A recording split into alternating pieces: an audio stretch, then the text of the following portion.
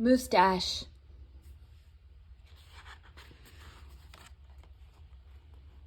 Moosetache by Margie Palatini, illustrated by Henry Cole.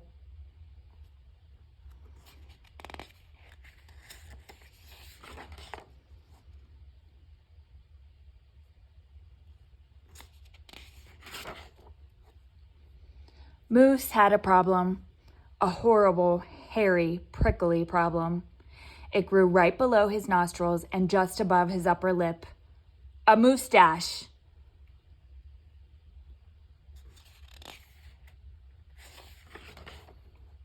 Now, not a few spare hairs or shy little stubble. No mere weak wandering whiskers on the upper lip of this moose. No siree. Moose had a big, bushy, bristly, mighty moosetache. But a moosetache that was a burly, surly, mangy mess. And it itched. A lot. Sure, he plucked. And he tweezed. He even clipped, snipped, and teased. But his combs were still cowards, and his brushes rebelled. His scissors simply surrendered.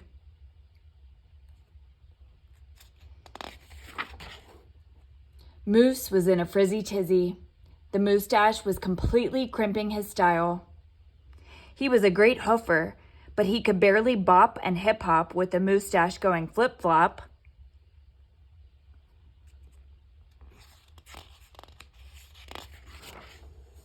He was a wonderful chef, but he simply could not flambe his souffle with all of those whiskers in his way. And he was a daring skier, but how could he downhill race with the mighty moosetache blowing in his face? Moose had to do something, and soon. But what?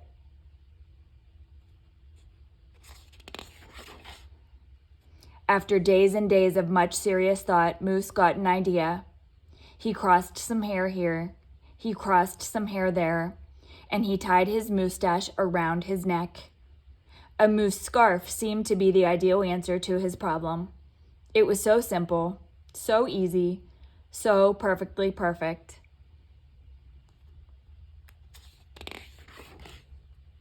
But then, his moosetache got knotted and mangled and horribly tangled, and those hundreds of hairs still prickled and tickled. Worse, Moose could barely take a breath with all that moosetache wrapped around his neck. So Moose untied, unwrapped, unknotted, and gulped in some fresh air.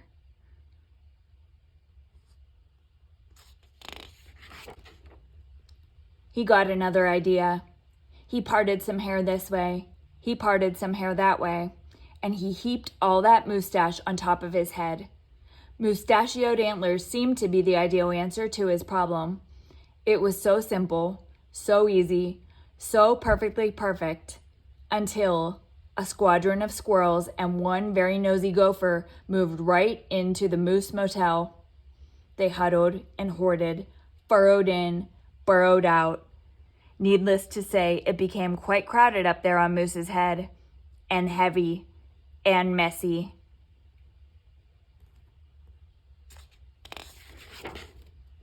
And very, very noisy. The squirrely chitting and chatting, squeals and squawks woke Moose every morning before the crack of dawn, and that gopher was giving the moose one hairy headache. Moose needed his sleep. He needed his rest. He needed his privacy. Moustachioed antlers? Nuts, said Moose. So he unparted and unpiled, untwisted and untwined, and said adios to the hairy horns.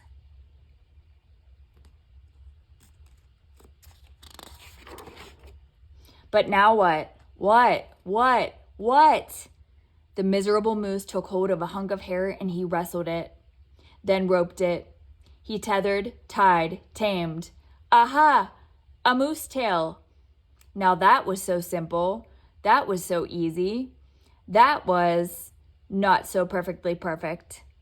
Talk about a dizzy do. Moose didn't know if he was coming or going.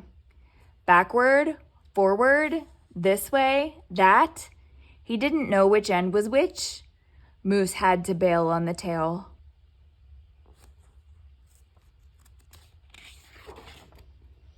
And so he thought and thought and thought some more, but no other idea was a worthy winner. Braids were a bother. A Moosetache sweater? Too sweltering. Net? Not. Poor Moose. His problem was truly terrible, unbearable, just downright sad. He felt so alone. He didn't know what else to do.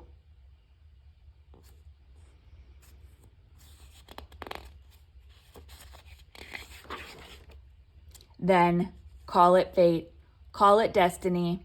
It was probably dumb luck. But one day Moose tripped on his Moosetache and just had no time to duck. Oomph! Pardon me, they both said as they bumped.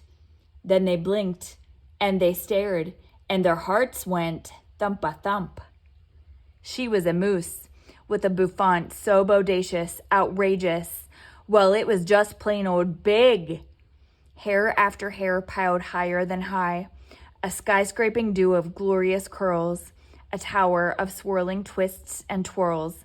She was simply splendid, stupendous, absolutely superb.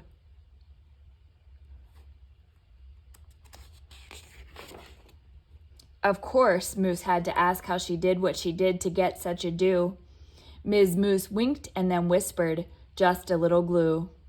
So, she helped he fearlessly plunge a hoof into a fat pot of the white gooey goop, and carefully, oh so carefully, they glopped and they plopped, they pasted and they pressed, they coaxed and curled every truly unruly wayward whisker.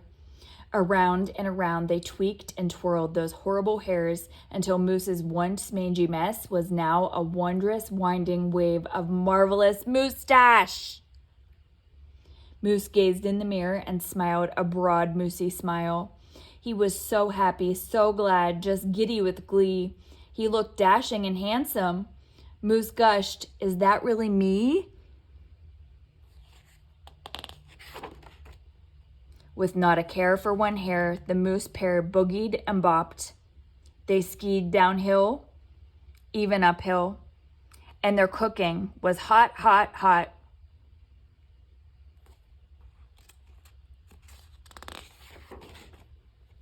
So, of course, it wasn't long after that Moose and his Moosetache and his beautiful bride fox-trotted and tangoed and waltzed down the aisle. Good hair days, bad hair days.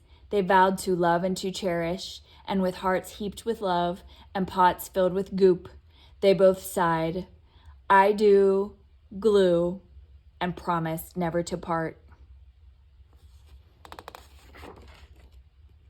It was so simple, so easy, so perfectly perfect. And it stuck.